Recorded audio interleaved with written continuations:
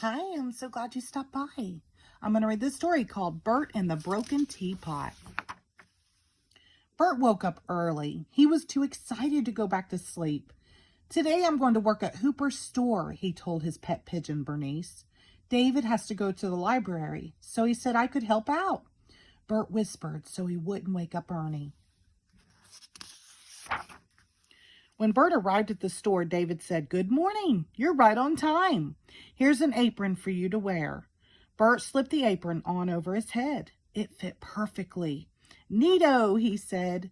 David showed Bert around the store. He showed him the refrigerator and the soda fountain and the cookie jar.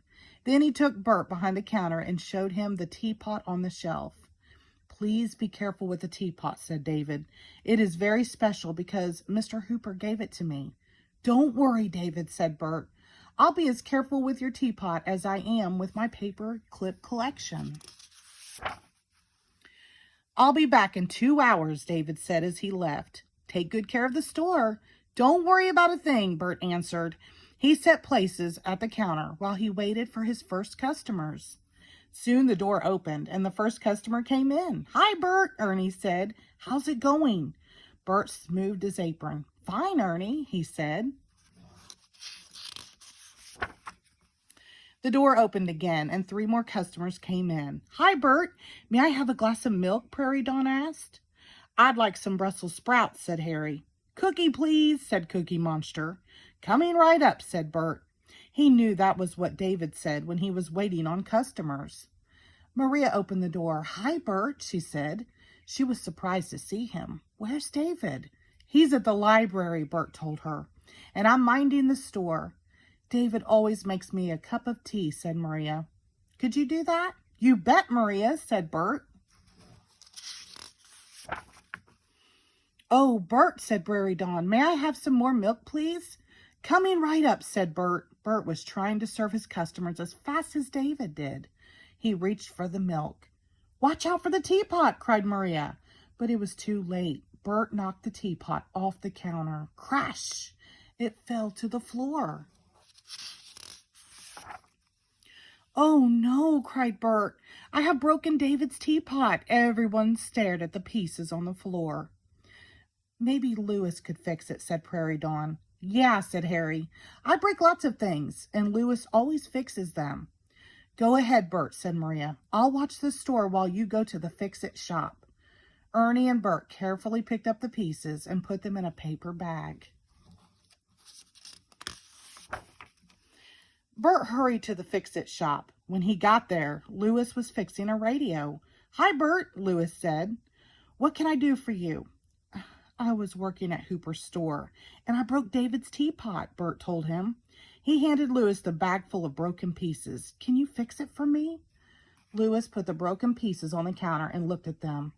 "I'm sorry, Bert," he said. "The pieces are too small to glue together." "Are you sure?" Bert asked. Lewis nodded his head. "Well, thanks anyway, Lewis," Bert said. He left the fix-it shop. He felt very sad. Bert wandered down Sesame Street, wondering what to do. "Hey, you with the pointy head," Oscar called as Bert passed the trash can. "You look sad and miserable." "Really great. What happened?" Bert held out the paper bag full of broken pieces. "This was David's special teapot," he said, "and I broke it." Oscar peered into the bag. "It's beautiful," he said. "Want to trade?" Oscar disappeared into his trash can and slammed the lid shut. A minute later, he popped up, holding his favorite Grouch teapot. It was cracked and broken. "It's great for making hot mud with marshmallows," Oscar said. Bert sighed. "Thanks anyway, Oscar," he said. "I don't think it would take the place of the teapot Mr. Hooper gave David." What will I tell David? Bert wondered as he walked past 123 Sesame Street. "Hi, Bert," Big Bird called from his nest. "What are you so sad?" "Why are you so sad?" "I was minding the store for David, and I broke his special teapot," Bert told him. "Oh," Big Bird thought for a minute. "Hey," he said, "I have something that keeps water hot. Maybe you could give it to David in place of his teapot." Big Bird reached into his nest and pulled out a bright red hot water bottle. Bert shook his head sadly. I don't think so, Big Bird, he said, but thanks anyway. Bert walked slowly back to Hooper's store. He slipped off the apron, folded it, and sat down to wait for David. Now David will never let me work in this store again, he thought. And maybe he won't be my friend anymore either. Hi, Bert, I'm back, David said. How's it going? Bert took a deep breath. I broke your teapot, David. I was trying to serve the customers as fast as you do, and I knocked it off the counter. He showed David the broken pieces. I'm sorry, said Bert, trying not to cry. David sat down on the stool next to Bert. I think I know how you feel, said David. I used to help Mr. Hooper in the store when I was a little boy. One day I broke his favorite cookie jar. And do you know what he said to me? What? Asked Bert.